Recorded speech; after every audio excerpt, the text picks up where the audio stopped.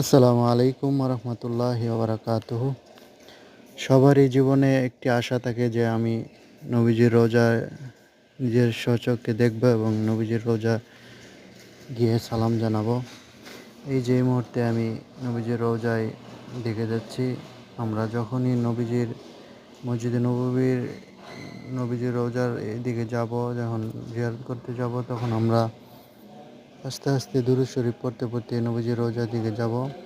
এই যে দেখতে পাচ্ছেন সামনে নবীজির রওজার পাশে হাতের বাম পাশেই অবস্থিত রিয়াজুল জান্নাহ, যেটাকে দুনিয়াতে একটি জান্নাতের সাথে তুলনা করা হয়েছে। এই যে সামনে দেখতে পাচ্ছেন নবীর রওজা। আল্লাহ তাআলা যেন সকলকে নবীজির রওজায় এসে সালাম জানার তৌফিক দান করে দেন। এখানে এসে কেউ হাই হুল্লোড় চিল্লাচিল্লি করবেন না। এখানে আদবের সহিত আপনারা নবীজিকে সালাম জানাবেন। আসসালাতু ওয়াসসালামু আলাইকা।